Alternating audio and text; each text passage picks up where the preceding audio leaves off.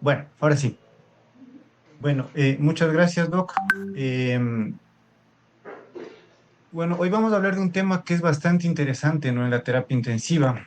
Es el monitoreo hemodinámico que podemos hacer con los pacientes que tenemos. Pues hay que recordar que muchos de nuestros pacientes ingresan por algún componente circulatorio, algún colapso circulatorio, y pues manejarlos es un arte, ¿no? Requiere algunas medidas un poco finas, un monitoreo en unos casos quizás simple, en otros casos un poquito más avanzado, buscando regresarle a la fisiología normal al paciente, ¿no? Entonces, vamos a ir analizando un poquito de qué es lo que tenemos. Vamos a partir de unos conceptos fisiológicos, recordando lo que es la definición del choque.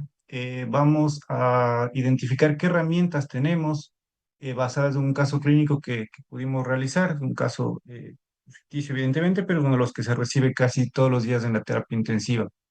¿Qué dicen las guías de práctica clínica? El mes anterior, en diciembre, se publica la Sociedad Europea, publica las últimas actualizaciones sobre lo que es el monitoreo hemodinámico, el manejo hemodinámico de los pacientes, y pues vamos a ir analizando un poquito cuál es el nivel de evidencia, qué dicen el resto de estudios y cuál es la aplicación real en nuestro medio, ¿no?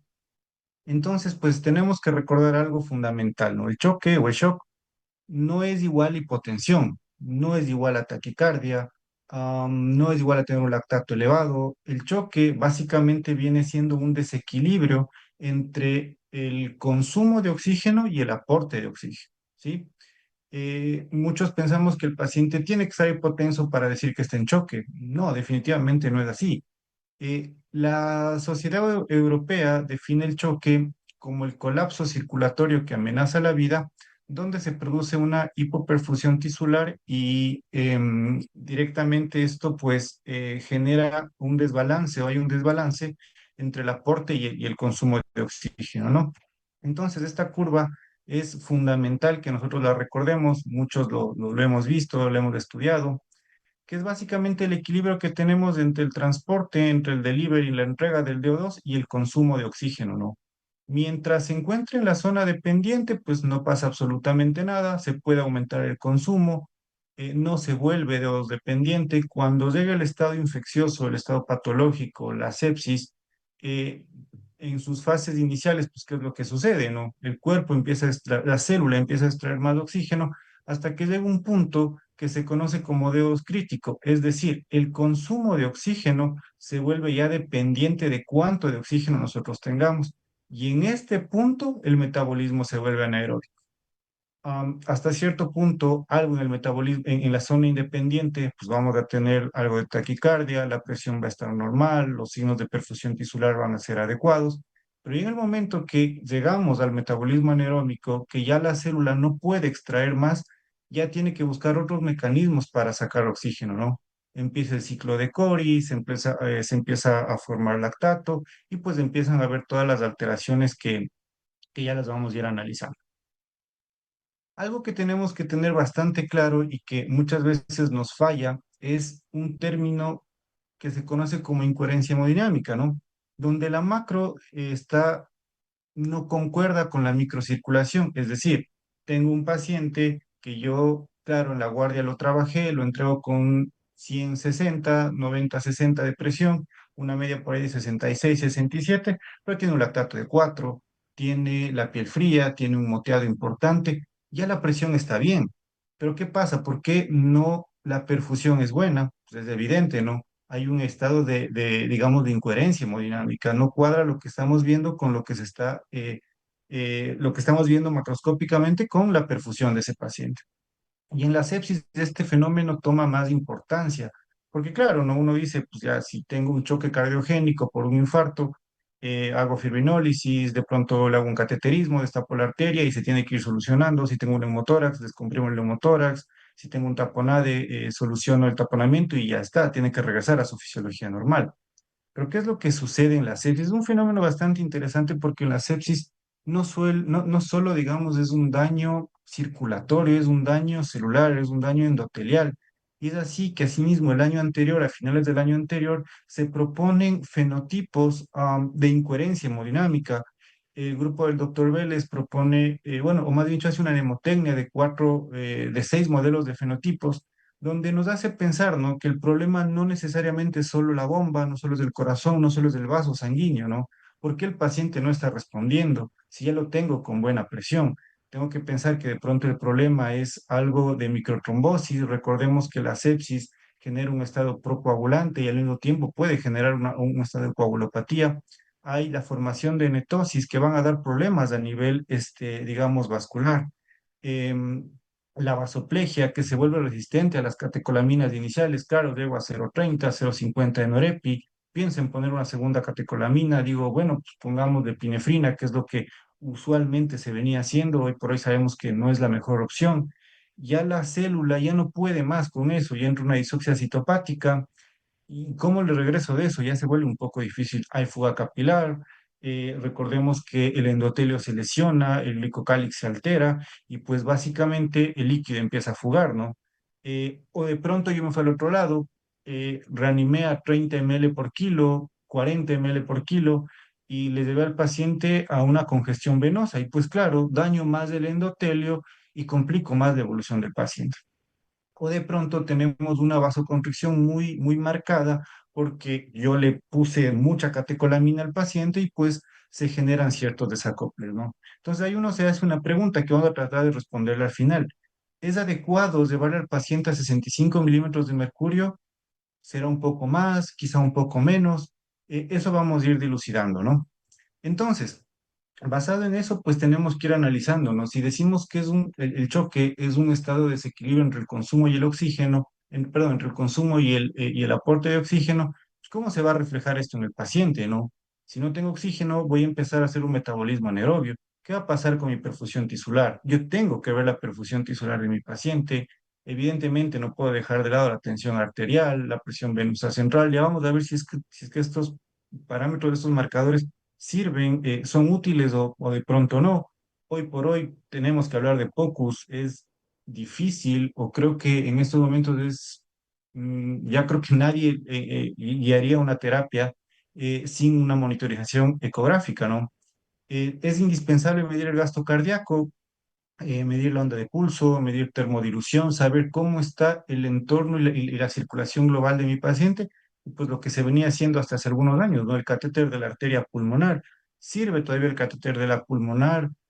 Mucha gente le hizo un obituario, hasta el 2013 dijeron, bueno, sí, parece que sirve. Luego vimos que las alternativas eran menos invasivas. ¿Y ahora qué pasó? Sigue siendo el gol estándar, ya no sirve el catéter de la pulmonar, pues todo eso vamos a ir viendo, ¿no? Entonces, un caso clínico rapidito, ¿no? Un paciente de 70 años, hipertenso, con falla renal crónica, tomen enalapril. Como dato importante, hace un mes fue tratado con amoxiclavulánico por una infección de vías urinarias, es fumador crónico, ¿no? Este paciente ingresa a piso de hospitalización por un cuadro de una disnea, grado 2 según el Medical Research Council, 3 días de evolución.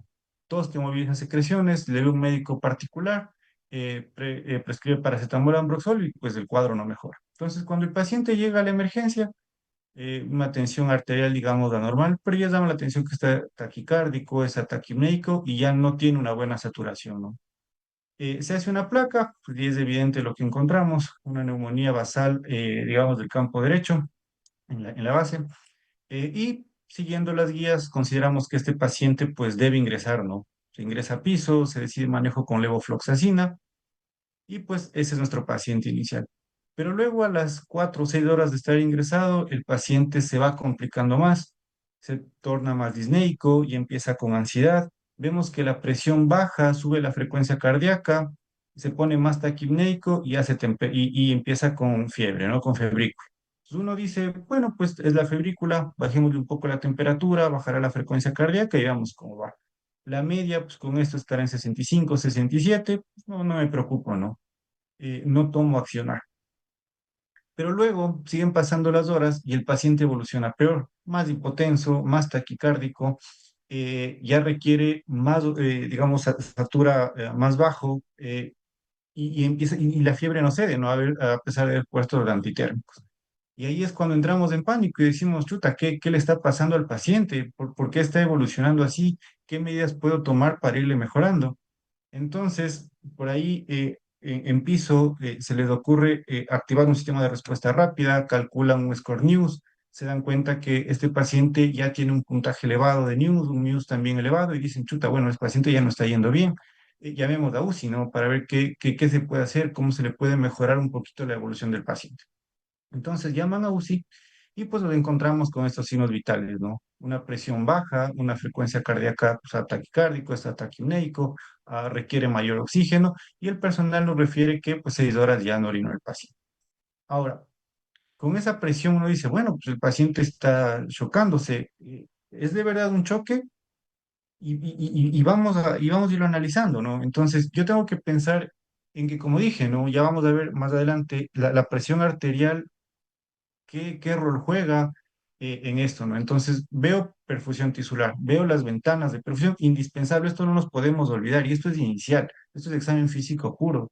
¿Cómo está la parte sensorial? ¿Ya no orina el paciente? ¿Cómo está la piel de mi paciente? Hoy por hoy tenemos índices de choque que han sido validados no solo en choque séptico, en choque hipovolémico, en choque cardiogénico. ¿Y cómo está la piel? Esto ya no se puede sacar del foco. Entonces, como les dije, lo importante, examen físico, ¿sí? Y miren esto, esta curva es bastante interesante porque esto demuestra un principio que lo maneja el ATLS, ¿no? Que sí, es verdad, es choque hipovolémico, es choque hemorrágico, pero que no está fuera de foco, donde, ¿qué nos hace dar cuenta? Al final se altera la tensión arterial, ¿sí? Entonces, mi paciente, uno de los primeros signos que empiezo a ver es que la frecuencia cardíaca, el paciente se pone taquicárdico, hay caída del gasto urinario, cambios en la piel y en la temperatura, no significa que haga hipertermia, puede hacer disociación, digamos, dispersión térmica, sus extremidades están frías, altera la conciencia y al final, ya cuando los mecanismos compensatorios fracasaron, es que la tensión arterial se va al suelo, ¿no? Y obviamente el paciente pues intenta compensar, mejor trata de mejorar el cuerpo por reacción inflamatoria, liberación de catecolaminas endógenas. Bueno, démosle más taquicardia, démosle más frecuencia cardíaca para que mejore la función, digamos, para que suba un poco la presión. Compensa, compensa y llega un punto en el que ya no compensa. Entonces es poco complicado, o lo que generalmente nos pasa, empezamos a actuar aquí, cuando deberíamos actuar desde aquí, ¿ya? Uno de los principios hemodinámicos que maneja Pinsky, que es un intensivista de Estados Unidos, uno de los padres de la, digamos, de la hemodinamia moderna, la taquicardia siempre será baja, ¿sí? Sea por dolor, sea por fiebre, algo no está bien, ¿sí? Entonces, él menciona que el médico no debería irse a descansar tranquilo o no debería dejarle al paciente si está taquicárdico, algo le está pasando a ese paciente, ¿sí? Entonces, revalorar, revalorar y tenemos que revalorar, ¿no? Entonces, ¿qué tan útiles son los marcadores, digamos, los marcadores clínicos que a mí me permitan evaluar o relacionar un marcador clínico elevado con un índice cardíaco bajo?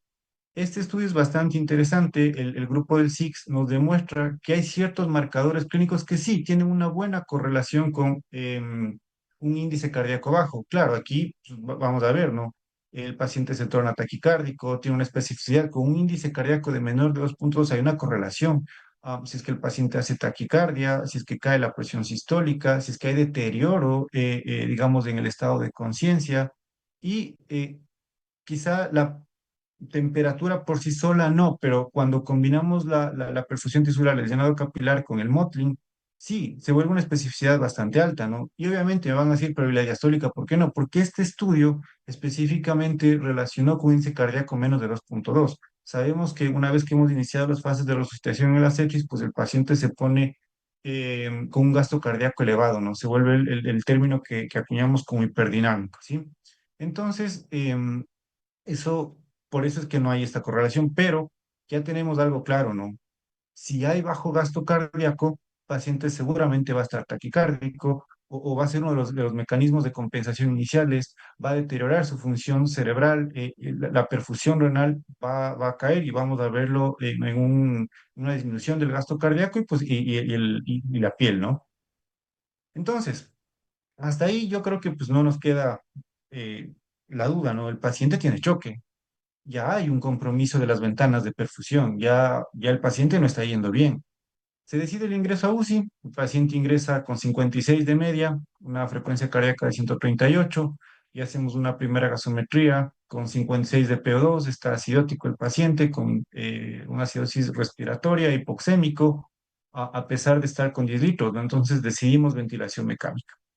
Me voy a enfocar mucho en el manejo de la parte infecciosa porque pues sale un poco del objetivo de la charla, me voy a enfocar más en la parte hemodinámica y vamos valorando, ¿no? Ya vemos que el paciente hubo deterioro de conciencia, está anúrico. Ahora, calculemos los índices de choque. Bueno, es verdad, ¿no? Este índice de choque se pudo haber, si lo calculábamos antes, en las primeras horas de manejo, ya pudieron habernos dado una pauta de que algo está pasando, ¿no? Tenemos índice de choque, el diastolic shock index, ya vamos a ver cuál es la utilidad y cómo se comporta la ventana cutánea, ¿no? El mottling, el tiempo de relleno capilar, que en este paciente está prolongado, 5 segundos y que ya tiene un mottling grado 2. Entonces, en un principio decimos, chuta, ya, bueno, ahora que le pongo, ¿no? Pongo fluidos o de pronto administro norepinefrina tempranamente. Ya vamos a ver cómo más o menos podemos manejarlo. Sabemos y tenemos súper claro que la campaña de la sepsis nos dice 30 ml por kilo, ¿no? Es un cuadro de choque séptico lo que nos estamos enfrentando en este inicio. Pero los 30 ml por kilo son para todos los pacientes. Estamos hablando de más o menos unos 2100 ml, 2500 ml, que es un poco más. Eh, ya vemos que el líquido no es beneficioso, entonces hoy por hoy se pregona también el uso de norepinefrina tempranamente. Entonces, los índices de choque. Aquí tenemos básicamente tres, ¿no? Aquí hemos puesto digamos, las fórmulas, los valores normales que están validados. El índice de choque, que es básicamente la frecuencia cardíaca para la sistólica, mayor de 1 y es patológico, se relaciona con mortalidad en sepsis. Un valor mayor a 1 alcanza un oro de 0,80 para predecir mortalidad. Validado en medicina intensiva en la revista española para choque, digamos, choque oculto y necesidad de transfusión de hemoderivados cuando es hipovolémico, ¿no? El corregido, que es para la tensión media, punto de corte de 1,3. Y aquí aparece algo que es interesante, que es el índice diastólico de choque. Todos recordemos que básicamente una de las ventanas del tono vascular es la presión diastólica, ¿no? Entonces, el grupo de Ospina con Glenn Hernández, que son los mismos que escribieron el Andrómeda Unidos, pues desarrollan este índice de choque, ¿no? Y ellos se dan cuenta que esta relación frecuencia cardíaca, tensión diastólica, ya me apunta a que el problema seguramente es un problema de vasodilatación y hay asociación con la mortalidad. Ellos determinaron que con menos de 2,5 el paciente tiene mayor probabilidad de fallecer, ¿no? Versus un paciente que tiene menos de 2. Pero no solo eso, también se dan cuenta que al iniciar la norepinefrina hay problemas. Es decir, si yo tengo un índice de choque superior a 1 ya con norepinefrina, pues seguramente ese paciente va a poder fallecer, ¿no? Tiene mucha probabilidad de fallecer si es que yo no tomo las medidas adecuadas. El tiempo de relleno capilar. Esto es algo que pues cuando yo empecé en medicina crítica, todos teníamos, no es mucho tiempo, todos decíamos, el lactato es la maravilla. El lactato, el lactato, el lactato, y el lactato, nos moríamos con lactato. Luego viene el grupo de Glenn Hernández, del doctor intensivista chileno, y cambia todo el juego, ¿no? ¿Qué recomienda la sociedad europea?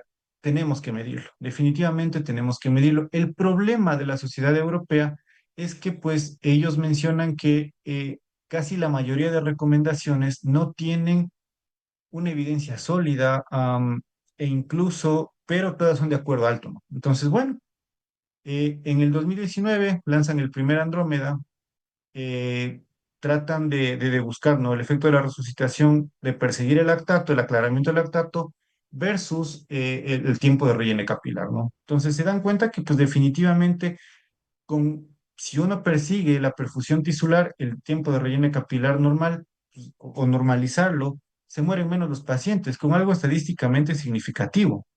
Entonces, em, hasta ahí uno dice, bueno, sí, parece que ahí está, ¿no? Una de las ventanas nos va a servir y es un outcome fuerte, mide mortalidad. muy criticado el tema de la Andrómeda, pues por algo de reclutamiento, no alcanzó el poder estadístico para definir esto formalmente, ¿no? Pero bueno, el grupo no se queda ahí y 6 años después lanzan el Andrómeda 2, que básicamente comparan pacientes o sea, son pacientes con choque séptico, los protocolizan, o más bien dicho, los aleatorizan sobre dos brazos, ¿no? Uno que sigue un protocolo de resucitación, perdón, por tiempo de relleno capilar, versus el cuidado habitual del paciente, ¿no? Que es seguir lactato y todas esas cuestiones. Y buscan ver cuánto hay de ganancia en términos de mortalidad y en términos de duración de soporte vital. Entonces, ¿qué se dan cuenta ellos? Se dieron cuenta que los pacientes, o se demostró que el grupo de los pacientes que fueron seguidos con tiempo de relleno capilar hubo más ganancia, estadísticamente significativo. Entonces, no queda la duda con esto, ¿no? Los pacientes no es la mejor opción seguir el lactato. Ya vamos a ver luego por qué, cuál es la cinética del lactato. Si yo tengo un relleno capilar, lo hago bien, idealmente digamos, comprimo 10 segundos y con cronómetro mido en cuánto tiempo se vuelve a rellenar de color digamos, perdón, en cuánto tiempo se vuelve a rellenar el pulpejo, pues ahí está, ¿no? Esa es una de las claves, ¿sí? Entonces, ahorita vamos a hacer una pausa chiquita y ya retomamos la conexión, ¿ya? Listo, Doc. Sí, nos esperan unos minutos, no se desconecten de YouTube, seguiremos en vivo. Regresaremos en un minuto para volverlos a reconectar, ¿sí? Y seguir con la charla.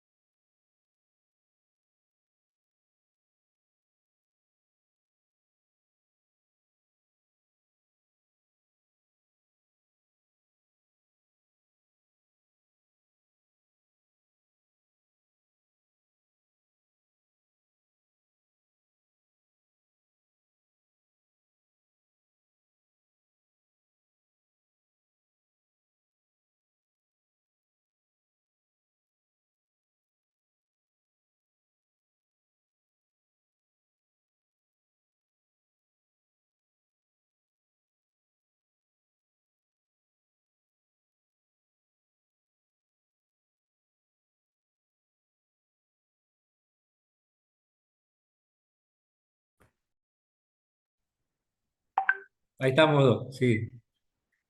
Solo falta que aparezca en YouTube.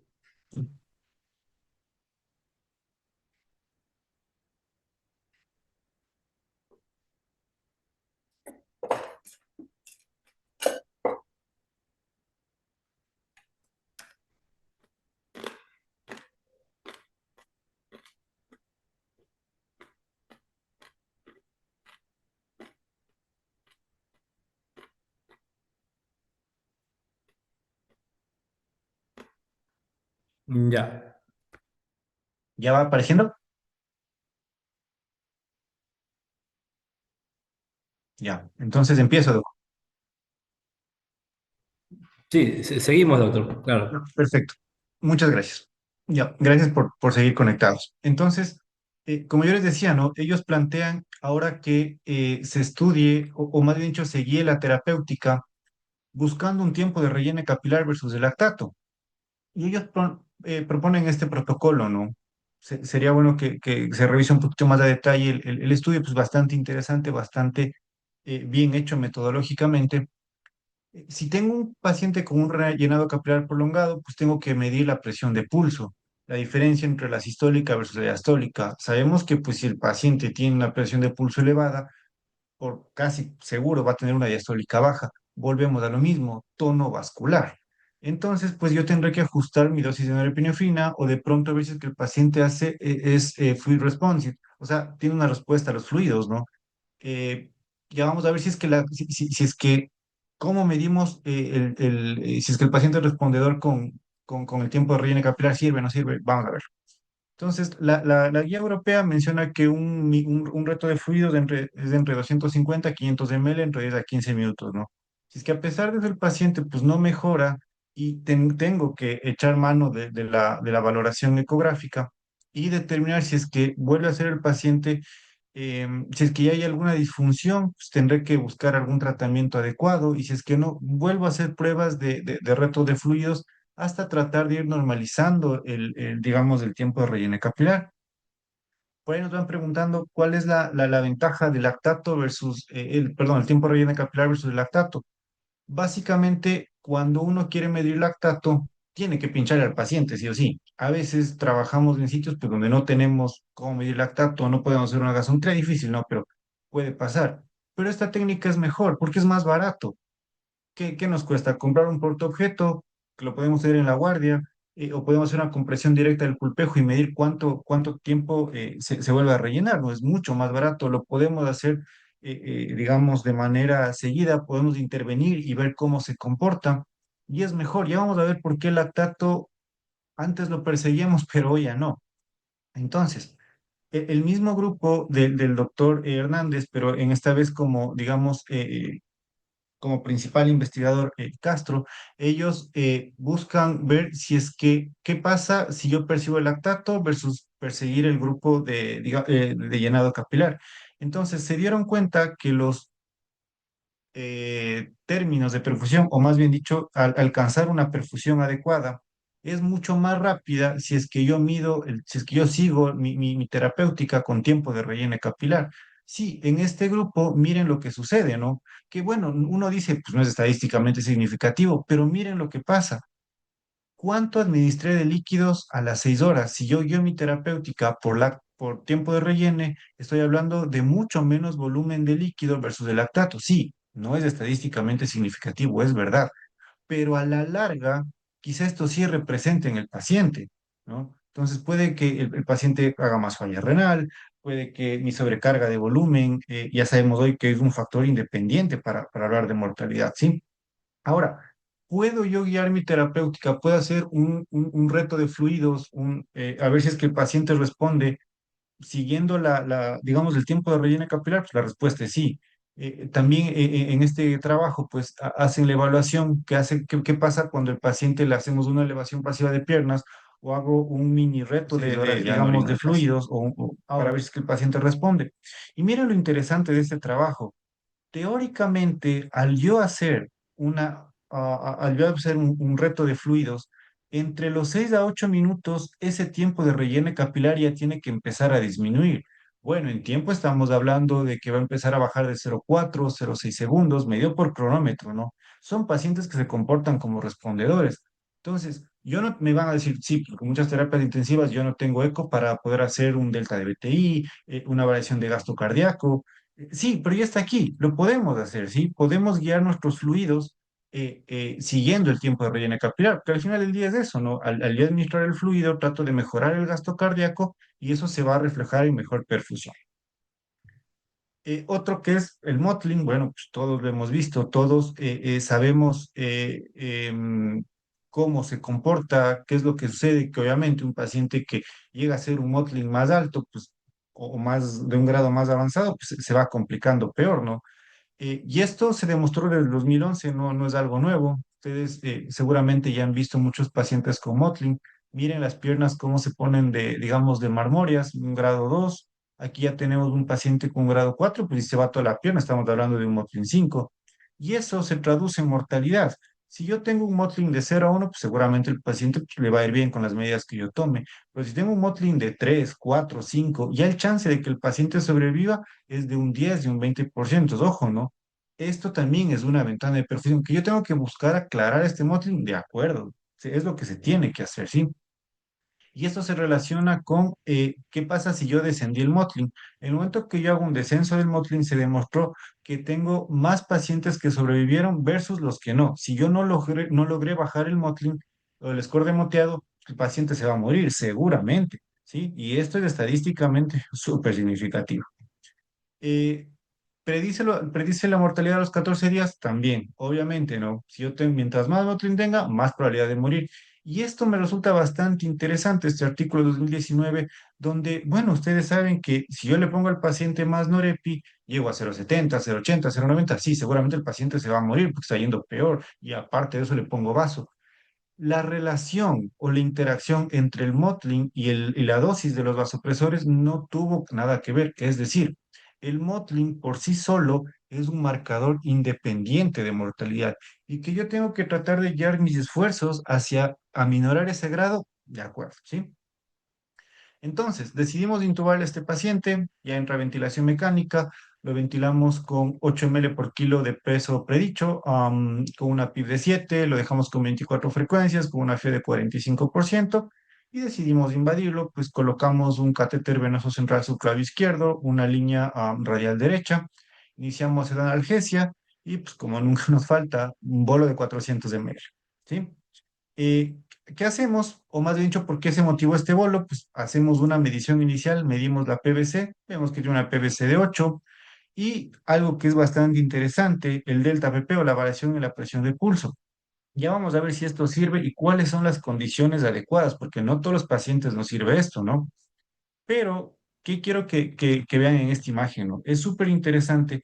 Miren más o menos la curva que el paciente, o más dicho, que el paciente tiene. Si ven esta variedad, uno a simple vista dice, bueno, pues ese paciente va a tener un delta PP elevado, seguramente va a responder a fluidos, pero esa no es el análisis que tenemos, es solo ver la curva. Ahora, yo no tengo línea arterial, no tengo cómo medir un delta PP y el paciente cumple ciertas características, puedo guiarme por la curva de pletismografía del pulso oxímetro, sí, también, pero como digo, no es la mejor opción porque hay algunos criterios que tiene que cumplir. Bueno, pues con eso que empezamos a hacer, el paciente mejora, la media alcanza 63, la frecuencia de 112, satura 93%, el relleno capilar que estaba en 5 o 6 bajó a 3 y ahora ya tenemos gasto urinario. Mantenemos la terapéutica, perdón, y hasta ahí estamos, ¿no? Entonces, ¿qué es lo que pasa? Ahora, la línea arterial. Ya decidí colocarle a mi paciente una línea arterial y un catéter venoso central. Vamos a monitorizarle. Sí, la línea arterial nos da mucha información, siempre y cuando la línea arterial esté bien puesta, esté bien calibrada y esté donde se tenga que medir las cosas, ¿no? Solo para recordar un poco de fisiología, digamos, los componentes de la línea arterial, ¿no? Una fase de sístole, que lo vemos acá, todo esto vendría a ser el área sistólica, luego una disminución de la presión, la onda dícrota o la incisura, perdón, y ya la parte diastólica, ¿no?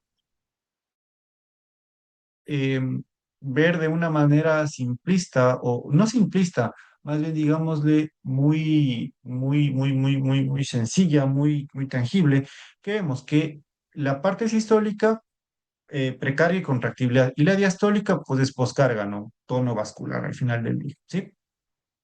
¿Qué nos mencionan? Y bueno, ¿no? Esto tiene que coincidir con los tiempos eléctricos del electrocardiograma sístole, iniciar coincidir con el inicio del QRS, ¿no? Pero ¿para qué me sirve la presión arterial? No es solo para ver un número, la presión arterial da mucha información, nos permite calcular la presión de pulso, ya vamos a ver cómo es la fórmula, y hay muchas, incluso estimar el gasto cardíaco, dependiendo de la morfología de la onda de presión arterial. Como ya vimos, podemos definir si es que ese paciente puede tener puede ser responder a fluidos, tenemos un choque distributivo, de pronto si tenemos una presión de pulso muy amplia, 60, 70, seguramente el problema es distributivo. por vasodilatación versus si tengo ¿cómo se llama esto? Una presión de pulso muy corta, ¿no? Entonces, ahí tenemos la fórmula de la presión de pulso, la variación de presión de pulso, tenemos que medir digamos, la máxima con el valor mínimo y pues aplicar la ecuación. Ahora hay un montón de aplicaciones que pueden medir esto, ¿no? Pero que aquí viene el truco y aquí viene no sé si decirlo, trampa hasta cierto punto, no es para todos los pacientes.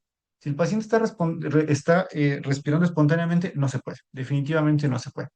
Solo se tiene que medir la presión de pulso si es que el paciente está ventilado a 8 ml por kilo específicamente, no tiene arritmias, por ahí una frecuencia cardíaca tolerable de 110 quizá, no tiene hipertensión intraabdominal y no hay falla del ventrículo derecho. Ahí nos podría servir medir la variación de presión de pulso para que como una monitorización de saber si ese paciente es respondedor a los fluidos o no.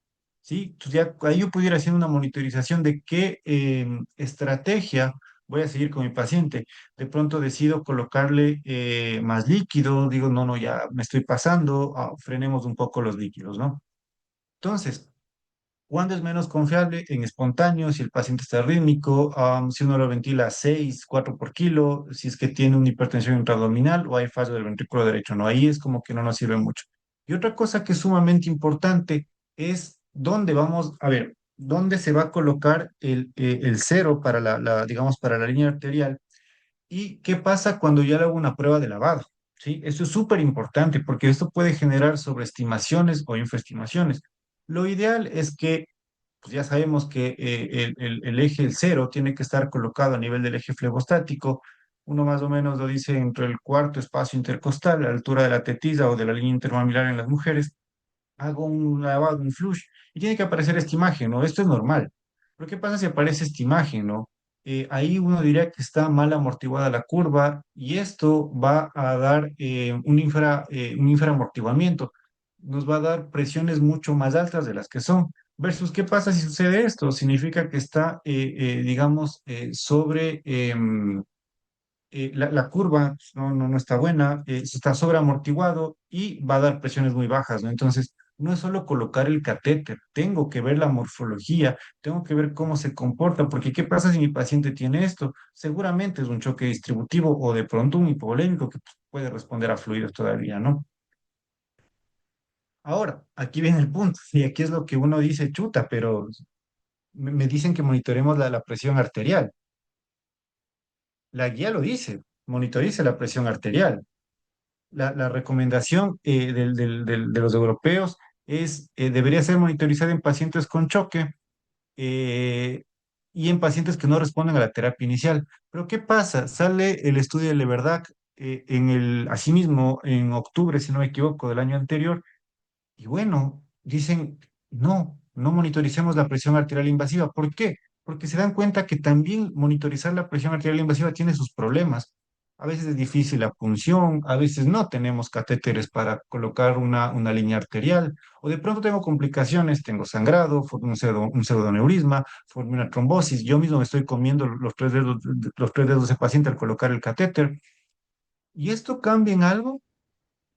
¿Será que hay alguna diferencia? Y se dan cuenta de que no hay ninguna diferencia. Sí, y miren los pacientes. Básicamente la mayoría fueron pacientes de choque séptico, pero sin cambios en la mortalidad. O sea, en outcomes fuertes esto no cambió. La estrategia no invasiva versus una invasiva no cambia. Uno diría, pues, entonces, y ahora entonces, ¿qué hago? Me mantengo con el brazalete.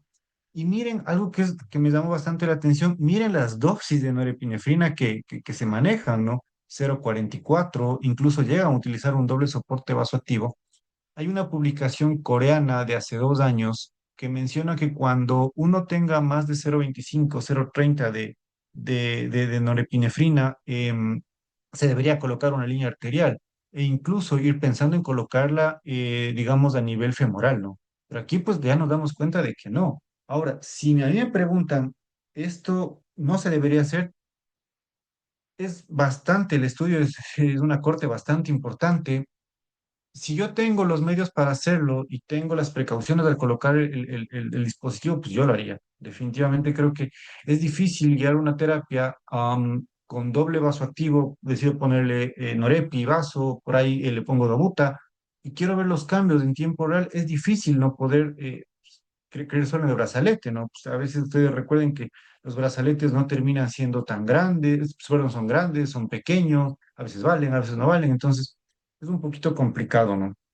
Pero pues, tenemos el estudio que si alguna guardia nos dice, no sabe qué, pues, usted mismo dijo que no, no le coloquemos la línea arterial, pues tenemos el respaldo, ¿no? Pero siempre y cuando el monitoreo se haga bien, ¿no? Ya vimos que esto no es que yo pongo una línea arterial y wow, ya le saqué al paciente, no, no, para nada, tenemos otras alternativas, ¿sí? La PVC, ¿cuántas veces hemos satanizado la PVC? Muchas veces, o bueno, hace mucho tiempo, uno decía, bueno, pues la PVC guía los fluidos. Definitivamente eso no es así. Tenemos que también conocer cómo es la anatomía de la curva de PVC. Esto no es poner el catéter, conectarle al monitor y ver el número que salga. Hay muchas cosas que son bastante interesantes en la PVC. Según el libro de Pinsky, ¿qué traduce la PVC? Llenado de fin de diástole, ¿sí? De la aurícula derecha, del ventrículo derecho, ¿de acuerdo? Entonces, esto lo tenemos que correlacionar y ver las curvas, porque es fundamental analizar la curva digamos, de la PVC. Miren la curva A, tenemos tres curvas hacia arriba o positivas, digamos, y dos curvas negativas, A, C, B. La que coincide con la contracción auricular, recordemos que de la fase de diástole, pues aquí se genera la patada auricular la bomba de cebado de la aurícula, eso da la primera onda positiva. La C, que corresponde al inicio de la contracción ventricular, básicamente en la contracción isovolumétrica, y digamos, la B, que es cuando ya empieza el llenado auricular nuevamente, ¿no? Dos ondas negativas. ¿Y qué es lo importante? Que nosotros midamos la PVC donde es, tenemos que frizar la curva. Sí, a veces tenemos monitores que no lo podemos hacer, bueno, pues tendremos que ver el número, pero lo ideal es que midamos la PVC al inicio de la onda C, ¿sí? Ahí es el mejor momento para medir digamos, la presión. ¿Por qué? Porque la PVC mide presión. Entonces, en ese punto empieza la contracción ventricular y ahí es el mejor momento, ¿de acuerdo? Ahora, ¿debemos medir la PVC? Sí y no. Hay muchos detractores, hay mucha gente que dice que no, que para qué, que ya debería salir del foco. Pues realmente, si me preguntan, si uno sabe analizar e interpretar bien la PVC y saber para qué la mide, pues debe hacerse definitivamente. La guía también recomienda que si yo tengo pacientes con un catéter central, mida la PVC. La guía de los europeos lo recomiendan, ¿no? Pero claro, siempre guiando y sabiendo para qué voy a medir. Fisiológicamente, la PVC mide presión, por eso es presión venosa central. No podemos decir que yo voy a medir la precarga o la volemia, el estado de volemia del paciente. ¿Por qué? Porque si estoy midiendo presión, significa que estoy midiendo la presión estresada, el volumen estresado, es decir, el volumen que genera la tensión de la pared de los vasos, ¿no?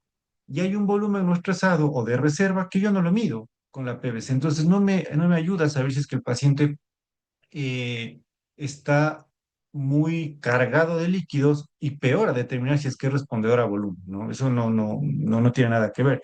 Entonces, por eso pues, los españoles mencionan que no debe utilizar la PVC para evaluar precarga, volemia y peor para definir si es que el paciente es respondedor a fluidos, ¿no? Cuando yo sí, ¿por qué debería medirla? Pues nos va a dar la relación entre el gasto cardíaco y el retorno venoso. Si ustedes recuerdan los modelos gaitonianos de retorno venoso y de gasto cardíaco, pues el gasto cardíaco es igual al retorno venoso. Es un circuito cerrado, ¿no? Lo que sale tiene que regresar, ¿sí? Por ahí una de las preguntas nos dicen, ¿por qué no es un buen predictor de respuesta a fluidos? Por lo mismo. ¿Por qué? Porque si uno hace la elevación, digamos, uno lo que busca hoy por hoy es que sean medidas dinámicas, es decir, si uno quiere verlo como un responder a fluidos, tiene que medir el gasto cardíaco, tiene que ver si es que hay cambios en el gasto cardíaco, sería lo ideal, ¿no? Ya vimos que podemos guiarlo por el Motley, ¿no? Por el tiempo de relleno capilar, perdón. Pero la PVC es una medida estática, ¿sí? Es una medida de ese momento. Entonces, como que no me guía mucho para saber si es que el paciente es responder. Y digo, bueno, pues, pásele un bolo, ¿no? Me dice, tiene una PVC de 7, pongámosle un bolo de 500. Y después la volvimos a medir y al cuánto tiempo deberían medirlo. Eso todavía no está tan parametrizado, no está tan objetivizado, ¿no? Entonces, por eso es que la PVC no debe utilizarse como una medida de si el paciente responde o no a fluidos, ¿no? Límites de PVC de 8 a 12, ¿no? Siempre yo creería, yo pensaría, me atrevería a decir que es un límite, ¿no? un límite de seguridad. Si yo ya tengo más de 12, más de 13, más de 14, significa que haciendo de lado que el paciente no tenga hipertensión intraabdominal quizá, ya me estoy pasando de los líquidos. Entonces ya no debería seguir administrando líquidos o revalorar mi estrategia de terapia de líquidos, ¿no? Y también pues recordemos que si uno quiere medir la presión de perfusión de los órganos, sirve la PVC, ¿no? La TAN menos la PVC te da la presión de perfusión de los órganos, ¿sí? ¿Es un indicador de falla ventricular derecha? También. Pero lo que sí definitivamente no debe ser para, digamos, valorar precarga, no debe ser guía, o sea, no debe ser como un objetivo de tratamiento. Pues, recordemos los estudios de Rivers, que fue una terapia dirigida, ¿no? Una terapia en choque séptico dirigida, donde se midió saturación venosa, PVC, media, lactato, y que luego pues lo satanizaron, salieron el Arise, el Promise, el Process, y dijeron, no, definitivamente el estudio que hizo Rivers no sirve y dejen eso a un lado, ¿sí? No midan la PVC. No creería que el mensaje es Rivers es malo. Pienso que Rivers dio el primer paso o los primeros pasos para hacer una terapia más guiada, ¿no? O sea, más buscando objetivos reales, ¿no?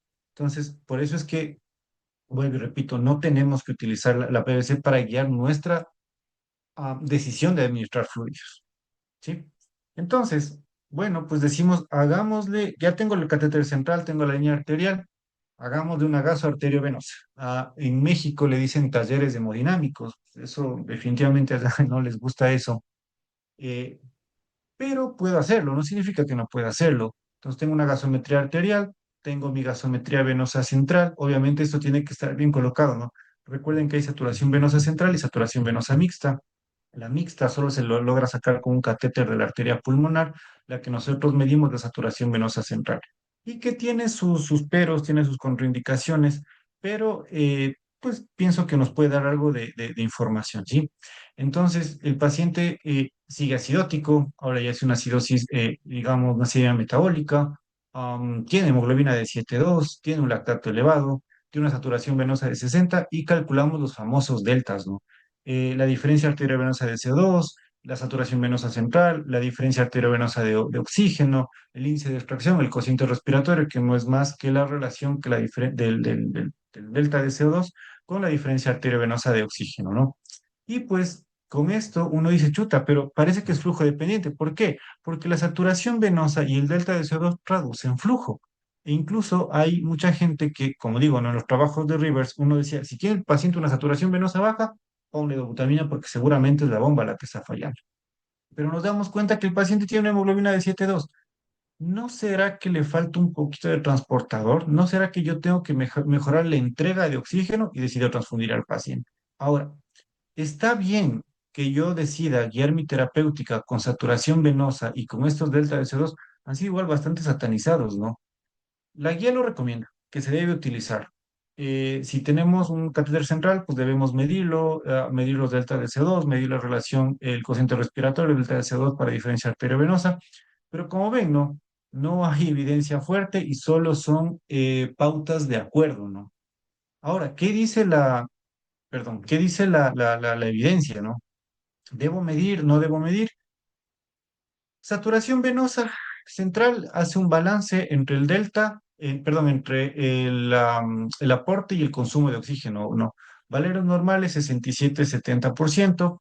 El grupo colombiano, pues ellos nos hacen una algoritmo, si se quiere decir, sobre qué podría hacer con esto. Hay algunas cosas que pues habría que revalorarlas bien, ¿no? Si tengo menos 70%, pensar que el problema es de oxigenación, claro, es hipoxémico, entonces tendré que mejorar el aporte de oxígeno. Si es que de pronto me falta hemoglobina, tendré que transfundir. Y aquí es donde entra el problema, ¿no? Hace más o menos 5 años se publican las guías de transfusión en los pacientes críticos no hemorrágicos, que fueron, digamos, lideradas por Seconi en su momento, y ellos ven que el umbral para transfundir en un paciente crítico es 7, ¿sí? Menos de 7. Claro que pues, hay que pensarlo, ¿no? Hay que individualizar. Quizá un paciente con neurocrítico es diferente, un paciente con infarto es un poquito diferente, pero en general con menos de 7 deberíamos transfundir más de eso, ¿no? Y ellos también estudian si es que guiar la transfusión por saturación venosa, por delta de CO2 sirve, se dieron cuenta de que estadísticamente no sirve. Fisiológicamente suena bien, ¿no? Porque claro, tengo que mejorar el delivery de oxígeno y eso es lo que Pinsky en su libro pues nos dice, ¿no? Si tengo una saturación venosa, tengo que pensar en incrementar digamos, el delivery de oxígeno. Y el razonamiento lógico es transfundir, pero eso no cambió outcomes fuertes de mortalidad. Y claro, eso dicen los estudios. En tiempo real es otra cosa, ¿no? Entonces habrá que individualizar al paciente. Ahora, ¿qué pasa con los deltas de CO2, con la relación delta de CO2, contenido arterial de oxígeno? Fisiológicamente razonable. Sí, fisiológicamente razonable, estadísticamente no es significativo. Y dos estudios, pues un poquito tumban esto, ¿no? Guiar la terapéutica o la resucitación por delta de CO2 versus saturación venosa, pues no da estudios, no tienen resultados significativos, publicado en el 2018. Y este otro estudio que se publicó en el CHEST en el 2025, donde hace mención a si es que tratar la falla circulatoria guiada en los deltas o en los gaps de CO2 y de oxígeno, ¿hay algún cambio en cuanto a mortalidad? Definitivamente no hay, ¿no? Todas las curvas pues son prácticamente iguales, el Kaplan-Meier es similar, no hay significancia estadística, entonces como que guiar esto no sirve y por eso es que el grupo mexicano de Pérez menciona que no se debería hacer eso. Y aquí viene el punto, es más caro, ¿sí? Implica dos gasometrías, eh, que muchas veces, pues a veces uno cuando está en un hospital público dice, chuta, pero una gasometría cuesta, qué sé yo, 40 50 dólares, me arriesgo a hacer la gasometría.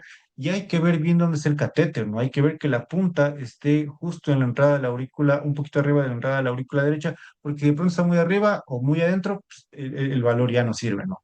Entonces, tiene sus peros, fisiológicamente razonable, mide microcirculación, sí. Si podemos medirlo por lo menos 2 veces en la guardia, a falta de otras herramientas, pues hagámoslo. Ahora, me van a decir, no, pues no tengo eco, no tengo pico, no tengo Swan-Ganz, pues no le hago nada. No es así. Si yo puedo medir esto, midámoslo. No es que está mal, no va a cambiar la mortalidad, pero les va a dar más información. Bueno, entonces ahora sí entramos con lo clave o con lo que algo que está en boga y que yo creo que llegó para quedarse. Esto es difícil que alguien lo tumbe, al menos en los siguientes 20 años va a ser muy complicado. No sé si luego con la IA o los biodomos cambia esto un poco, ¿no? El POCUS, ¿no? Point of Care Ultrasound, indiscutible. Esto no puede faltar en la terapia intensiva, ¿no? Y no necesariamente cuando estamos aprendiendo tenemos que medir un montón de cosas. No somos cardiólogos, estamos en un área crítica donde es difícil hacer una medición adecuada. Pues no le podemos decir al paciente, póngase del lado izquierdo, sube el brazo, sostenga el aire. Si está ventilado, ¿cómo lo hacemos? A veces la ventana no es tan adecuada. Es difícil, ¿no? Pero podemos hacer mediciones cuantitativas, incluso cualitativas que son sencillas, que no cuesta nada, pero claro, no nos quedamos ahí. Eso en un nivel básico está bien, pero yo puedo tener mediciones un poquito más finas, ¿no? Entonces, por ejemplo, en este paciente, y el POCUS no es solo cardíaco, miren que el POCUS puede ser también, digamos, pulmonar, y vemos esto, ¿no? Miren, este paciente pues tiene aquí su línea, su pleura, y vemos cómo lanza hacia abajo unas líneas que parecen cola de cometa, tiene líneas B, reduce síndrome intersticial, seguramente líquido. Recordemos que el paciente tenía una neumonía, entonces como que queda un poco la duda, ¿no? Pero vemos que el paciente está yendo peor, ¿sí? Le hacemos un electrocardiograma porque nos llaman la atención algunas cosas que identificamos en el POCUS, vemos una relación acepto de 1.2, es decir, hay disfunción diastólica, un BTI que está en 15, ya no el paciente hacemos una elevación pasiva, no responderá a fluidos, vemos que la vena cava ya está grande, y nos llama la atención que hay una hipocinesia del ápex y del segmento superior de la pared libre del ventrículo izquierdo. Hacemos un electrocardiograma y vemos esto, ¿no? Cambios dinámicos en el segmento ST. Miren que ya el paciente está, digamos, peor. Tiene un tiempo de rellena de 5, un Motlin de 5, el lactato está en 6, la PV está en 15 y bajo el gasto, ¿no? Entonces ya no creo que vamos a administrar fluidos. Recordemos que una de las formas que podemos nosotros también ver si es que el paciente responderá a fluidos es con una elevación pasiva de piernas. Definitivamente, o la mejor forma es medir el BTI, ¿no? Y medir cuánto hay de cambio de gasto cardíaco. Si hay una variación más de 13%, 15%, el paciente responderá a fluidos. Pero no me tengo que olvidar que una cosa es que el paciente sea respondedor, otra cosa es que sea tolerante.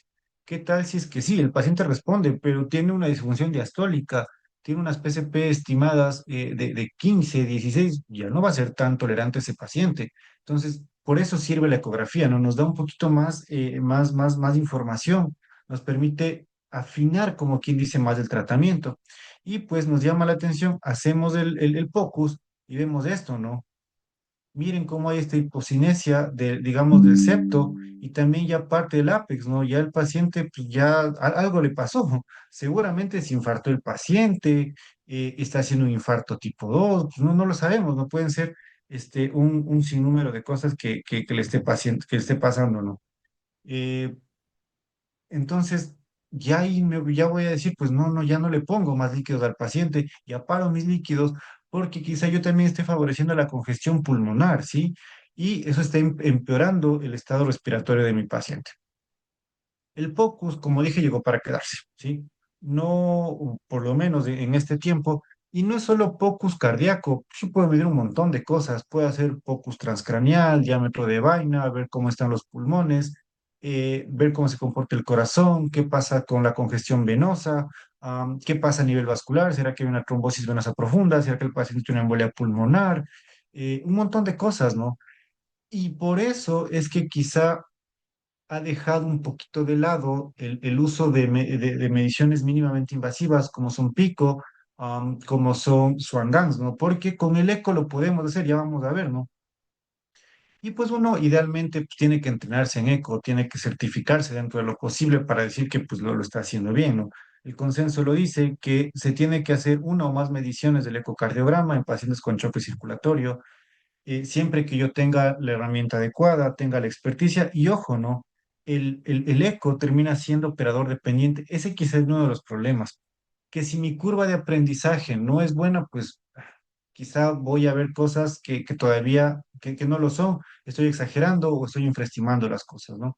Nacen los protocolos, el RUSH diseñado en emergencia en el 2014 que nos permite ver cómo está la bomba, es decir, la función cardíaca, cómo está el tanque, si de pronto me faltan líquidos o puedo poner al paciente un poquito o ya estoy pasado. Si es que hay problemas en las tuberías, alguna lesión aórtica, alguna trombosis venosa profunda, y ir ordenando las ideas para ir enfocando el tipo de choque que yo tengo en mi paciente, ¿no? Entonces, con el RUSH voy viendo el corazón, cómo está la función cardíaca, sale un poquito del objetivo de la charla explicar qué voy a medir, porque eso yo creo que es una charla más compleja, incluso quizá por ahí está el doctor Ariel, él nos puede dar una charla mucho más completa de esto. Podemos medir la vena cava, podemos ver si es que hay líquido libre y de pronto el choque es hipovolémico.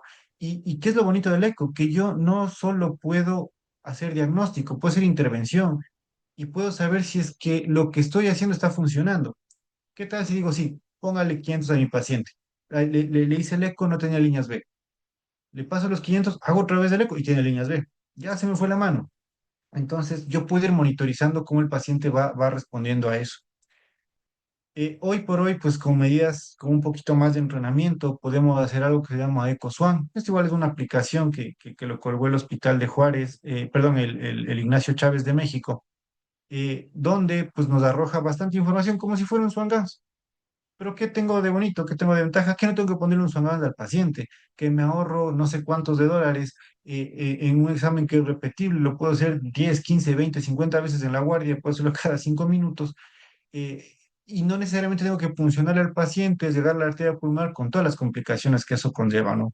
Entonces, el mensaje que creo que tenemos que llevarnos de esto es, entrenémonos en eco, ¿sí? Cuando estemos en la guardia, cojamos el eco, empecemos a ver, practiquemos con el eco, mira, ¿sabes qué? Ve esta imagen, ¿tú qué crees? Pero empecemos a hacer mano, ¿no? Porque esa es la parte complicada, ¿no?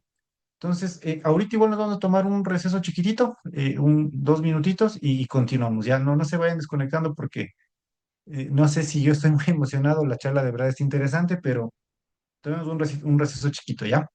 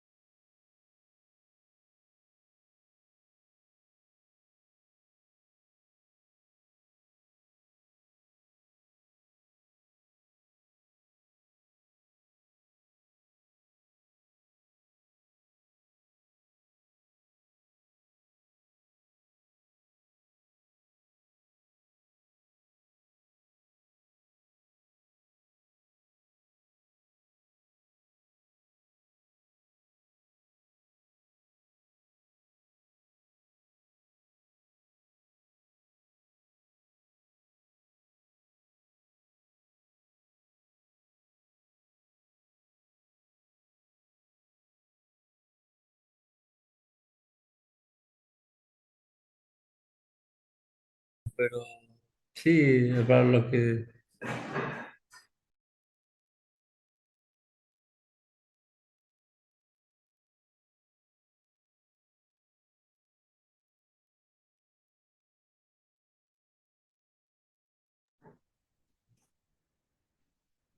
Vamos bien, Doc.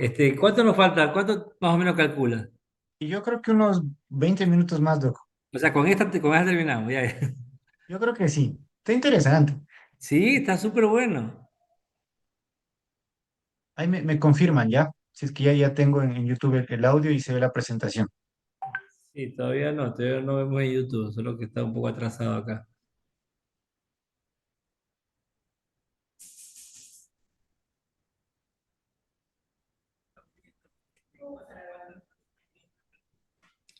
Sale, sale. Ahí estamos, ¿no?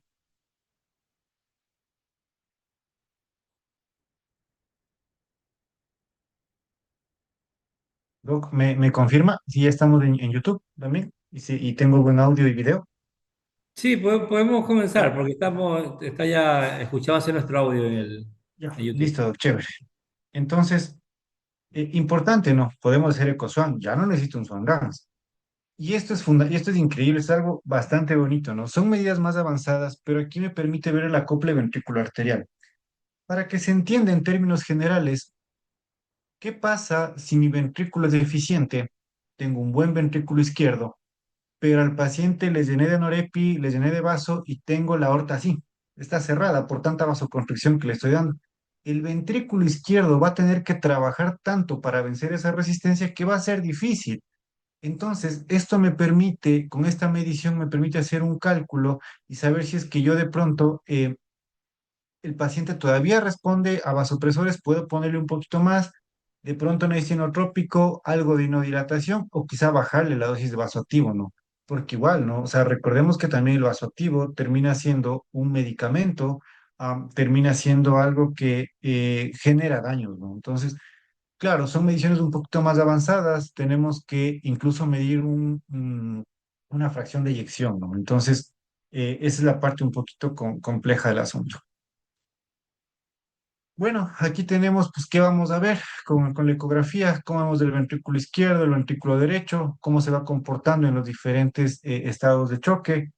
Que sí, ¿no? Termina siendo, como ustedes ven, algo muy visual, algo muy cualitativo, que lo podemos hacer. No es indispensable que en un principio empecemos a medir. Primero, veamos las ventanas bien, ¿sí? Veamos lo normal y de ahí partimos, ¿no? Ahora, bueno, pues el paciente le hago una radiografía de control, ya veo que es un problema digamos, de bomba, ya veo que el corazón está un poco quedado y el gasto bajó, ya no se contrae bien el corazón, tiene una saturación venosa baja, le transfundí al paciente y bueno, a qué paso, no? Hago una radiografía y veo esto, ¿sí? Le fue peor, le fue peor. Le sobrecargué al paciente, no lo sé. La neumonía se complicó más, están tomados los cuatro cuadrantes, está mal hipoxémico, tiene una PAFI por debajo de 200, eh, está lleno de líneas B el paciente, ahí empeoró, o sea, empeoró la patología por la que vino. Digo, bueno, tal vez estoy generando un SDRA, ¿no? Me estoy llevándole a un paciente un SDRA, que no cuadra mucho en el criterio de SDRA porque ya tenemos una falla cardíaca, ¿no? Entonces, como que sea un edema hidrostático como tal, pues no tanto. Pero el paciente sigue yendo mal y digo, bueno, y ahora necesito afinar mi monitorización y me quedan dos cosas, ¿no? O sea, no dos cosas, me quedan dos indicaciones o me quedan dos herramientas. Análisis de la onda de pulso, que es la termodilución, y el catéter de la arteria pulmonar, el famoso Swan-Ganz, ¿sí? Difícil conseguir el Swan-Ganz, hoy por hoy ya no es como que de primera línea, ya vamos a ver el por qué, ya vamos a ver cuándo sí, cuándo no. Es más fácil colocar un catéter de termodilución. Entonces, pues lo que tenemos, con lo que yo he trabajado con el sistema EBMIL, con el Volume View, y con eso decido el manejo, ¿no? Entonces, ¿debo medir termodilución transpulmonar? Sí. ¿Cuándo? No es para todos, siempre y cuando el paciente, yo requiero un monitoreo continuo del gasto cardíaco y especialmente en pacientes que hacen SDRA porque me permite guiar también la terapia de fluidos. Vuelvo y repito, dar mucho líquido empeora no solo la mortalidad, empeora la oxigenación, porque estoy llenando de líquido al final del día a mi paciente, ¿no? En cuanto a termodilución transpulmonar, los dos modelos que han sido más estudiados, o los dos equipos que han sido más estudiados, tenemos el sistema PICO y el sistema EB1000. PICO alemán, EB1000 de Edwards, norteamericano, ¿no? Ahí el que tengamos, pues es el que podemos utilizar. Los dos dan similar información. Y esto, ¿cómo hacen los cálculos, no? Esto se basan en ecuaciones matemáticas, ¿no? De Stewart-Hamilton, del modelo de Wien-Kessel, donde con una adaptación logarítmica se analiza, el sistema analiza la onda de pulso que vimos básicamente cuando analizamos la línea arterial y pues nos da algunos valores, ¿no? Entonces, ¿qué nos recomienda Monet y Tebul en el 2017? Mencionan que si es que yo tengo un fallo circulatorio, hago el monitoreo básico, si es que el paciente hace un SDRA, yo debería colocar, y hay fallo, digamos, pulmonar derecho o tiene alguna hipertensión pulmonar severa, yo podría colocar un catéter de termodilución transpulmonar, ¿no? Pues si es que hay fallo derecho o tengo criterio de hipertensión pulmonar, pues es preferible colocar un catéter de la arteria pulmonar, pero no solo en el SDRA, ¿no? Quizás si es que el paciente no mejora el tratamiento inicial y definitivamente no puedo medir digamos, con ecografía, eh, el llenado capilar no me ayuda mucho, quisiera saber si es que estoy pasado de líquidos, y bueno, pues coloquemos el catéter, ¿no? Ahora, ¿es caro? Sí, evidentemente es carísimo.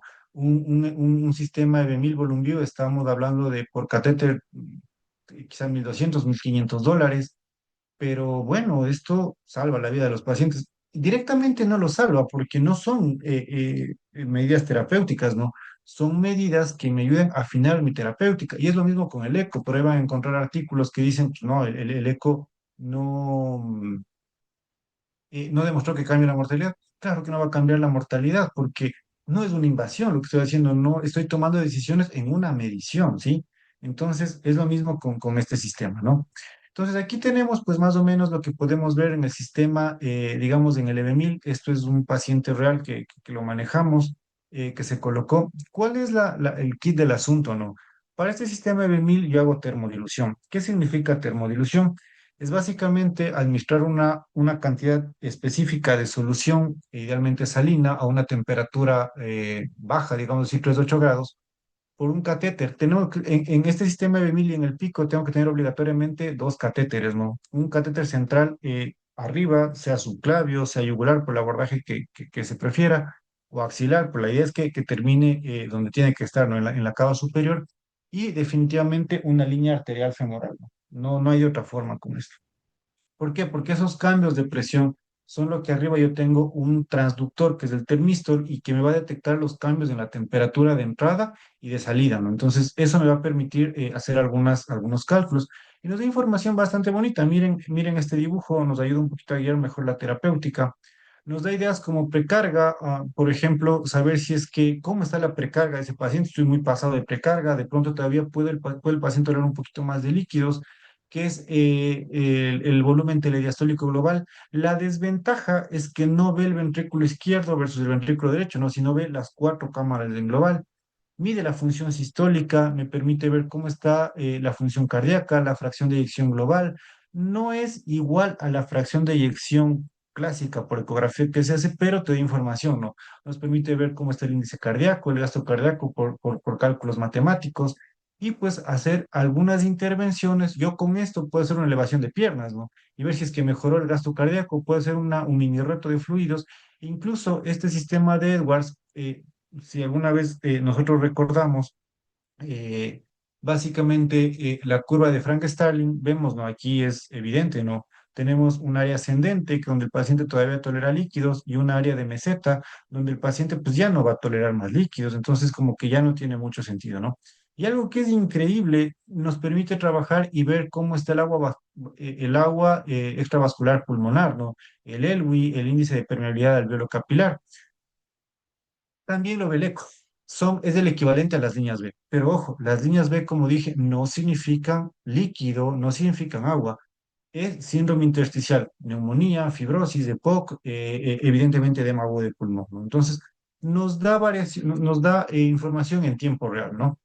Y ahora, bueno, el catéter de la arteria pulmonar, el famoso Swan-Ganz, catalogado como el gold estándar hace mucho tiempo, iniciado en 1970, se utilizó en pacientes con infarto agudo de miocardio, hasta el 2013 tuvo su utilidad, luego vino la ventaja del eco, y bueno, pues ahí quedó como que quieto el Swan-Ganz, ¿no? Ya lo empezamos a hacer de lado, cada vez lo utilizamos menos.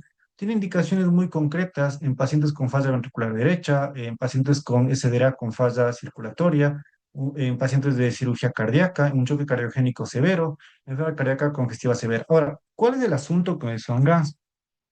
La punción fácil como cualquier catéter central. El problema es enclavarle, porque miren, yo coloco el Swan-Ganz, entro digamos, por la vena cava superior, paso la aurícula, llego al ventrículo, y de ahí tengo que inflar un globo que más o menos se infla con 0,8-0,5 ml de aire para que haga un efecto como que de balsa y llegue al sitio donde necesita, ¿no?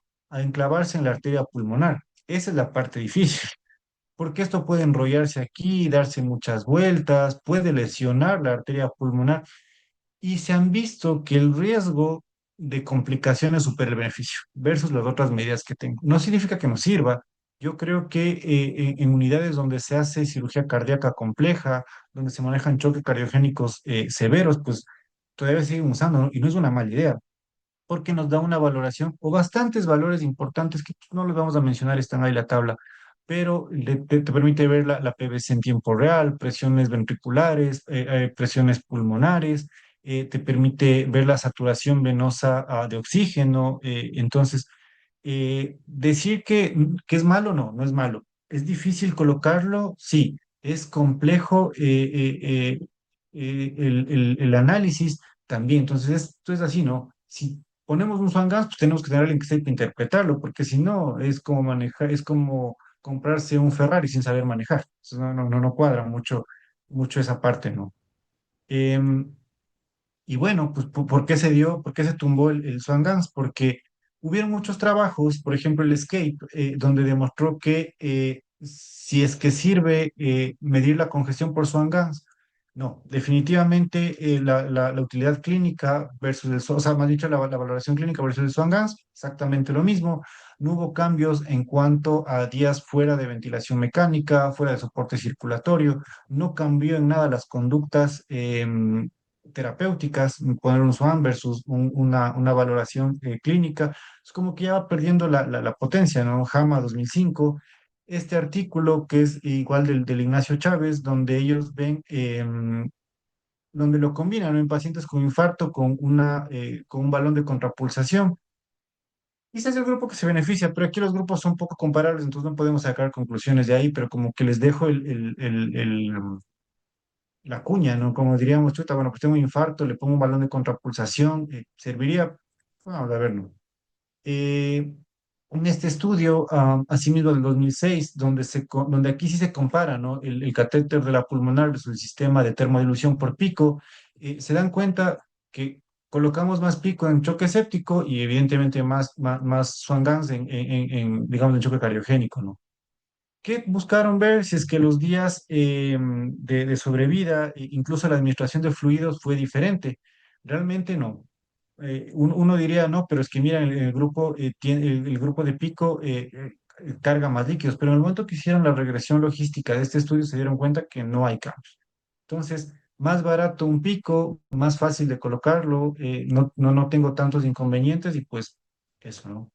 Lo mismo estos dos estudios que guiaron la terapéutica en el SDRA, el uno en el 2003 publicado en JAMA, sin cambios, el Kaplan-Meier, miren, es prácticamente similar, y este estudio que uno también lo ve, ¿no? En el New England, en el 2006, mortalidad la misma, pacientes que salieron más rápido de la respiración del ventilador mecánico, lo mismo, entonces no cambió. ¿Para qué pongo algo carísimo si al final del día no me va a cambiar la terapéutica, ¿no? Tiene sus indicaciones muy poquitas, no es que no sirva, creo que se debe monitorizar cuando se puede y cuando se tenga, ¿no? Aquí tenemos los diferentes sistemas de monitorización, el Swan-Ganz, que es, digamos, el gol estándar hoy por hoy, sistemas Pico, LICO, FlowTrack, VolumeView, con sus diferentes digamos, desventajas, ¿no? Hay algunos que requieren, al final ya son mediciones invasivas, dos punciones centrales, si no lo cuidamos bien, sepsis por catéter, sangrado, se requiere la calibración de los equipos constantemente y pues la termodilución también mete líquido, entran como 50 ml más o menos de líquido por jeringuilla y son tres mediciones que se tienen que hacer. Entonces estamos hablando que son 150 por medición. Entonces también como que tiene su pero, ¿no? Y a eso es de lo que tenemos que llegar, integrar todo, ¿no? El grupo de Glenn Hernández hace un acople donde trata de acoplar todo el sistema circulatorio, ¿no? Cómo está el acople ventricular arterial, la primera interfaz, cómo está la macro y la microcirculación, la interfaz 3 que es la relación del capilar con las venas, si es que está sobrecargado el paciente o no, porque la sobrecarga también complica más del paciente, y cómo se acopla al ventrículo derecho, ¿sí? Claro, de uno tenemos medidas avanzadas y medidas básicas. Avanzadas, medir el BTI, el volumen sistólico, medir, digamos, la microcirculación a nivel de la lengua, pues difícil, hacer Vexus, medir TAPS, es complicado, ¿no? Pero tenemos medidas básicas que las podemos hacer y que no demandan mucho. Medir la presión de pulso se puede hacer, el tiempo de relleno capilar fundamental, el Motling, medir la PVC, ver si es que hay edema periférico, ver cómo está la onda de PVC, nos da información y eso es a lo que tenemos que tratar de llegar, ¿no? Hacer una interfaz entre los cuatro modelos y buscar un adecuado acople entre todo el sistema, ¿no? El sistema circulatorio es cerrado, ¿no? Entonces debe estar bien acoplado. Ahora, solo como ya para terminar, pues una TAM de 65 no es el objetivo. Ya vimos que esto definitivamente no va por ahí. Se publica en este mes el Tártaro 25, el Tártaro 2S, donde se demuestra que buscar presiones por arriba de 70, 80 milímetros de mercurio no cambia la mortalidad, definitivamente no hace absolutamente nada, no cambia en cuanto a términos de falla renal. Uno cuando leía el Sepsis-Pan hace algunos años, bueno, ya bastante tiempo, decía, no, pero sube un poquito más la presión para buscarle al paciente que orine mejor y que no vaya a falla renal, ¿no? Definitivamente esto no es así, ¿no? Y esto se demostró en el OPRES, este se publicó en el Intensive Care el año anterior, y pues aquí buscaron en pacientes adultos mayores, que fue lo que el Sepsis-Pan dijo, ¿no? Cuando dijo, no, un adulto mayor hipertenso, búscale más presión. Compararon 65 y 70 versus 80, 85. Tuvieron que parar el estudio porque demostraron que los pacientes a los que se les buscaba más presión arterial fallecieron más pronto, ¿no? Y eso es estadísticamente significativo, ¿no? El grupo de presión alta se murió más que el grupo de presión control. Entonces, ya para concluir, pues el choque circulatorio, pues las conclusiones que sacamos del choque es un problema circulatorio, es un compromiso entre el consumo y la entrega, requiere un monitoreo multimodal, no hay un salvavidas, no es que solo el relleno capilar, no es que solo la PVC, no es que solo la TAM, no es que solo el Swan-Ganz, ¿no? Son algunas cosas que tenemos que integrar. Hacer un buen monitoreo es gratis, medir Motlin, llenado capilar, ver el gasto urinario, el estado de conciencia, los índices de choque, no demanda plata, no hay que hacer mayor cosa, ¿no? Las guías de práctica dan recomendaciones, pero que no son de alta evidencia, todos terminan siendo acuerdos, ¿no? No hay recetas de cocina, la estrategia de One Fix for All no sirve, no es que una cosa le sirva a todos los pacientes, tenemos que individualizar el caso, no satanizar nada de lo que tenemos, porque todo nos sirve. Mientras más información, mejor monitoreo, mejor toma de decisiones y mejores resultados, ¿no? Entonces dejo con esta frase, no todo lo que puede ser contado cuenta y no todo lo que cuenta puede ser contado, ¿sí? Significa que pues no todo lo que es medible es valedero, ni que a veces muchas cosas no podemos medir y no por eso no sirven, ¿no? Entonces yo les agradezco por su atención y bueno, quedamos atentos a cualquier duda.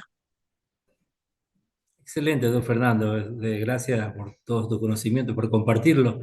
Veamos en el canal de YouTube algunas preguntas que veo y algunas parece que ya respondiste.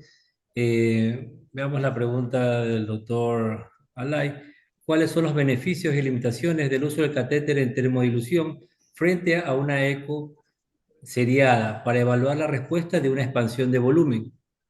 Algo Es ya una muy buena dijiste el tema, pregunta. pero sí quisiera ver si le respondes la Y esa es pregunta. una muy buena pregunta porque los dos nos permiten ver si es que hay respuesta a volumen. La diferencia y cuál es la ventaja, ¿no? Que yo tengo, el eco es más barato, lo puedo hacer prácticamente a cada rato. El catéter de termodilución implica, como habíamos mencionado, dos funciones, ¿no? cuesta 1.200 el catéter. Un eco, pues, bueno, yo compro el eco, pero ya es de largo plazo. El catéter me sirve una sola ocasión. Y peor si por ahí no está bien puesto. Entonces, ¿qué me permite ver? Pues claro, más fino termina siendo, o ciertamente un poquito más fino termina siendo el de termodilución, porque ¿qué es lo que pasa, no? Digamos que la ventana no es, o sea, la ventana acústica no es buena. ¿Cómo hago? Ya no puedo. Con el de termodilución lo voy a poder hacer, ¿no? Entonces, la ventaja es prácticamente la capacidad de reproducir el estudio varias veces e ir viendo cómo el paciente va respondiendo y pues la accesibilidad que tiene, ¿no? Siempre recordando que el eco es operador dependiente. Perfecto. Tenemos otra de las preguntas del doctor Velázquez acá. En un contexto de recursos limitados, ¿qué criterios hemodinámicos priorizas para identificar el componente predominante en un shock mixto? ¿Cómo esta priorización condiciona la monitorización avanzada? A ver, cuando hay recursos limitados, pues tengo que echar mano de lo que tengo. Primero voy a medir perfusión.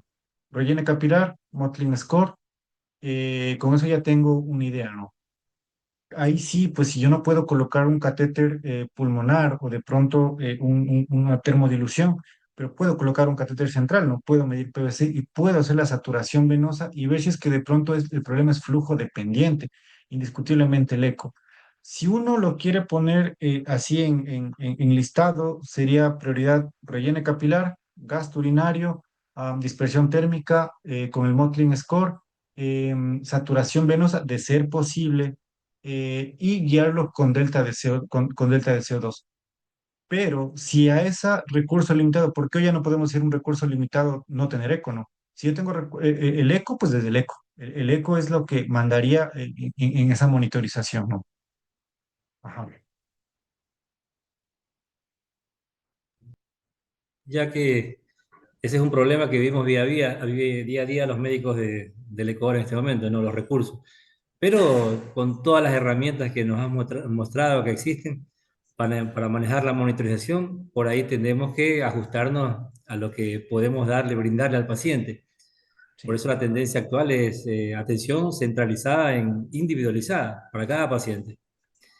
Vemos otra de las preguntas que Sí, nos dice hay la... alguien de internos de pediatría nos preguntaba qué es la monitorización hemodinámica y qué parámetros básicos se evalúan para conocer el estado cardiovascular de un paciente. Bueno, la monitorización hemodinámica es ver cómo está el estado cardiovascular de su paciente o cómo está la hemodinámica y la circulación de su paciente.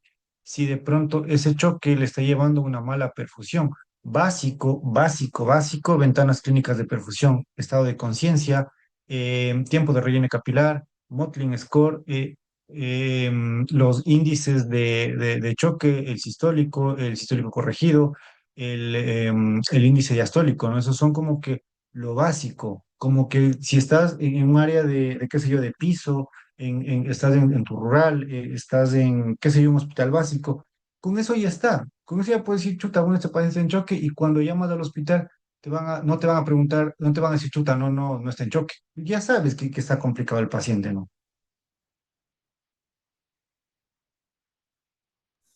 Excelente. ¿Más preguntas? Parece que no tenemos ya en el chat.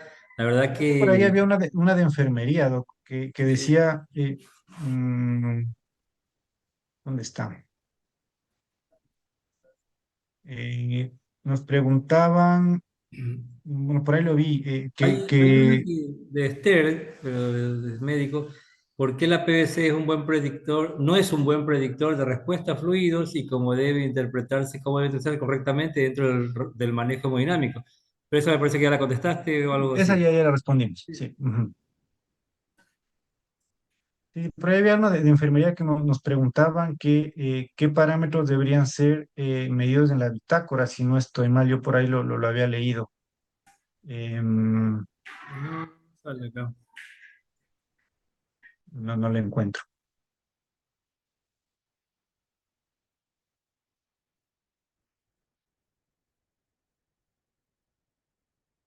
Aquí hay otra que nos hace el maestro Boris. Sí, Dice, tenemos algo ahí del doctor Boris. sí, si la presión arterial media no es 65 o 70, ¿Cuál es el objetivo a manejar de presiones arteriales medias o manejamos todo el contexto del paciente? 65-70 es un número, quizá medio arbitrario, guiado por la fisiología. Recordemos que la mayoría de órganos tienen una autorregulación que está alrededor de los 70 milímetros de mercurio de media, que cambia un poquito en los pacientes adultos mayores hipertensos crónicos, donde quizás se vuelve 80. Entonces, la respuesta no es perseguir el número, la respuesta es perseguir la perfusión. Porque si de pronto su paciente con 65, 62 de media tiene un llenado capilar de 2 segundos, orina bien, está más despierto que uno, y está. ¿Para qué le exijo más? ¿Para qué le busco 65 si eso implica ponerle más amina vasoactiva, subir la dosis de la norepi y todo lo que conlleva, ¿no? La norepi no es un fármaco que lo hemos utilizado sin miedo, pues no significa que no tenga sus contras. Puede generar menos probabilidad de arritmias, pero también a las 24, 48 horas se demostró que ¿cómo se llama esto? Que la norepinefrina tiene un efecto inmunosupresor y que ese efecto inmunosupresor de la adrenalina sumado al evento inmunológico, que ustedes saben que la sepsis tiene una etapa de inflamación, una respuesta inflamatoria y una respuesta antiinflamatoria, favorecen a que el paciente se vuelva inmunocompetente a las 48, 72 horas de manejo también, ¿no? Entonces, creo que la respuesta, Boris, es seguir el contexto del paciente, no buscar un número, no decir, le entrego con 65 al paciente de media, pero está con 0,50 de Norepi. Pero si con 0,60 lo tenías bien, perdón, con 60 de media lo tenías bien, ¿para qué subiste a 65 la media, ¿no?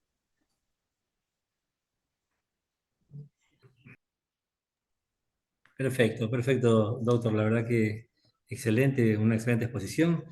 Buenos comentarios de parte de todos los suscriptores ahora del canal de YouTube de Clínica del Sol. Este es el inicio de una serie de charlas que vamos a tener durante todo el año. Invitamos a estos especialistas a conocer, a que compartan sus conocimientos con todos nosotros y todos los que están, los suscriptores.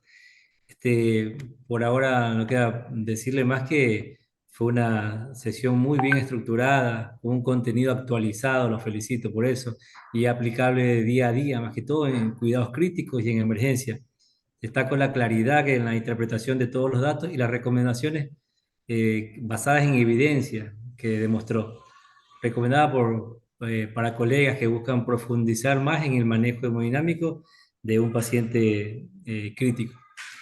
Tenemos Felicidades, una Doc, pregunta y más. dígame, Sí, tenemos una pregunta más de y la tenemos Isen una más, Karen, me sí, parece que sí, de que dice, Karen. sí, considerando que la variación de la presión de pulso no es confiable en pacientes con ventilación espontánea, ¿en qué otros escenarios clínicos limita su utilidad?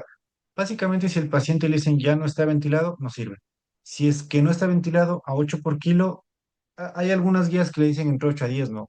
Pero si usted lo tiene a 6 7 por kilo, no le sirve, porque ahí va a haber mucha variación. Si es que tiene falla del lado derecho del corazón, tampoco sirve. Si es que el paciente tiene FA, y FA independientemente de la respuesta ventricular, ¿no? O está taquicárdico más de 110 120, limita la función de la variación de presión de pulso. Muchas gracias, Karen, por la pregunta. Jefe, creo que eso. Sí, si no hay más preguntas, perfecto, agradecidos y espero que los dos ruedas que también nos acompañen en otra charla más, para que nos Sí, no, ilustre muchas acá. gracias a usted y a la gente que estuvo. Terminamos siendo casi 40 personas y eso anima, ¿no? Y permite que creo que la clínica siga fomentando estos espacios de encuentro académico. Así es, tendremos muchos invitados también, interesantes. Llegamos a 60 suscriptores ahora en esta charla. Felicidades y gracias a todos. Muchas gracias. Buenas noches. Buenas noches.